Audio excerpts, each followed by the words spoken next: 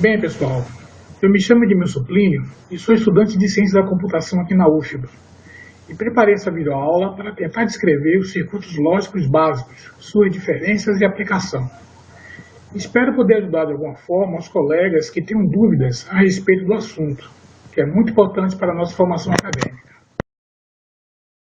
Os sistemas digitais se dividem em dois grandes grupos de circuitos: os circuitos combinacionais e os circuitos sequenciais. Os circuitos lógicos combinacionais permitem funções como decodificação, soma e subtração, comparação e muitas outras.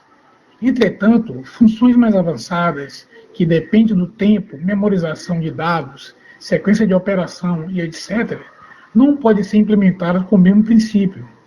Nesse caso, devemos recorrer ao projeto de circuitos lógicos sequenciais. Em circuitos sequenciais, os valores de saída em determinado instante dependem não só da combinação das variáveis de entrada, mas também do valor anterior, isto é, do valor que a saída tinha antes da aplicação da nova combinação de valores nas entradas.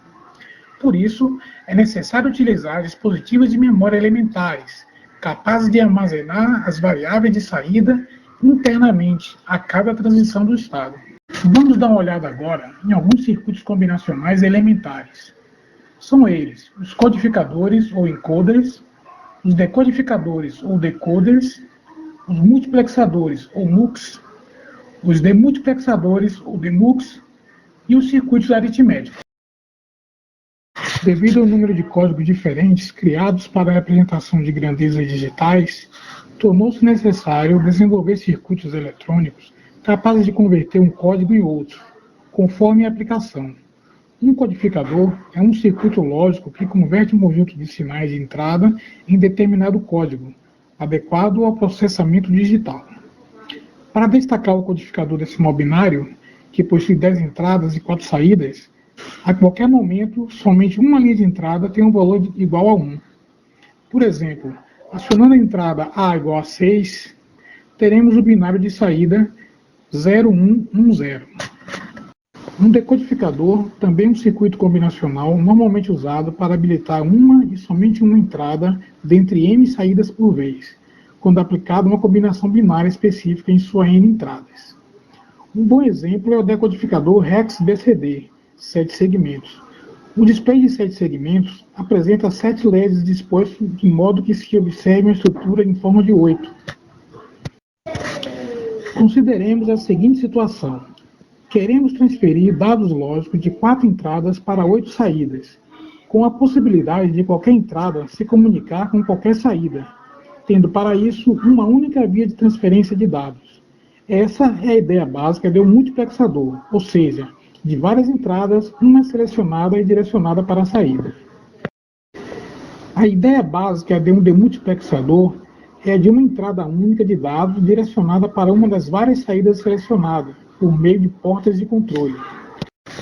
Associando portas lógicas de maneira conveniente, podemos obter circuitos que realizam operações aritméticas. A adição, a subtração e a multiplicação de números binários e decimais são efetuadas de modo semelhante, lembrando que o vai 1 em binário ocorre quando a soma de 2 dígitos é 2, e não 10 como em decimal. O meio somador é um circuito lógico que realiza a soma de 2 dígitos binários. Contudo, está limitado à soma de apenas 2 algarismos, pois não consegue processar o vai 1 da soma anterior. Os bits da primeira coluna direita e o vai 1 numa soma binária podem ser obtidos com o meio somador. A partir da segunda coluna, o meio somador não é suficiente, pois há a possibilidade de haver 3 bits envolvidos na soma, caso ocorra vai 1 da coluna anterior. Portanto, precisamos de um circuito aritmético com 3 entradas e 2 saídas. O circuito subtrator é uma variação do circuito somador, onde a entrada referente a um dos números envolvidos na operação é complementada. Dessa forma, o mesmo circuito pode realizar tanto a soma quanto a subtração, dependendo da condição de controle. Agora vamos ver os circuitos sequenciais. São eles os LEDs e flip-flops, com suas implementações tais como contadores e registradores de deslocamento. O LED-RS é um elemento de memória simples, com a capacidade de armazenamento temporário de 1 bit. Esse dispositivo consiste em duas portas NOR acopladas por realimentação cruzadas. Analisando a tabela verdade, podemos notar que as entradas S e R ficam normalmente em nível 0, sendo ambas ativas em nível lógico 1. Fazendo S igual a 1, obtém-se Q igual a 1. Esse nível é mantido após a retirada do nível 1 da entrada S e permanece até que seja aplicado o nível 1 na entrada R.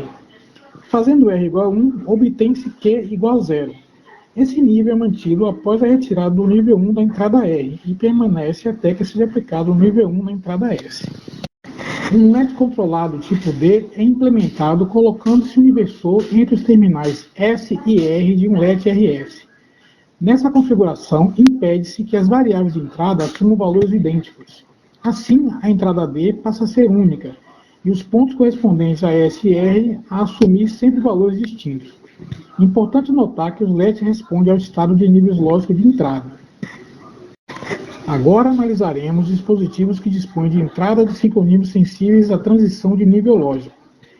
Esses dispositivos são conhecidos pela terminologia disparadores por borda e podem ser de dois tipos. Disparadores por borda de subida, sensíveis às transições de nível lógico de sinal de clock de 0 para 1, e disparadores de borda de descida, sensíveis às transições de nível lógico do sinal de clock de 1 para 0. O flip-flop JK possui duas entradas de dados, J e K, e tem como característica principal seus dois estágios internos, denominados de mestre e escravo. Um flip-flop tipo D sensível à borda pode ser obtido com um inversor entre as entradas J e K. Nesse tipo de flip-flop, a saída Q assume o nível lógico presente na entrada D, toda vez que ocorre transição do sinal de clock. O flip-flop T ou toggle muda sua saída a cada transição do sinal de clock. Consequentemente, a frequência do sinal de saída é metade da frequência do sinal de entrada, aplicado à entrada T. O flip-flop T é obtido a partir do flip-flop JK, aplicando nível lógico alto tanto na entrada J como na K. Contadores são circuitos digitais que geram determinada sequência de estado, sob comando de um sinal de clock. São utilizados na contagem de pulsos provenientes de chaves e de sensores, na construção de temporizadores e relógios digitais, para gerar sequência de pulsos e medir frequência, e também fazem parte de circuitos eletrônicos, como conversores analógico digital e digital analógico. Os contadores assíncronos não possuem entradas comuns de sinal de clock. O sinal inicial é aplicado no primeiro estágio, os demais recebem o sinal do estágio anterior. Nos contadores síncronos, o sinal de clock é comum a todos os flip-flops que o compõem, ou seja, todos os estágios são sincronizados simultaneamente.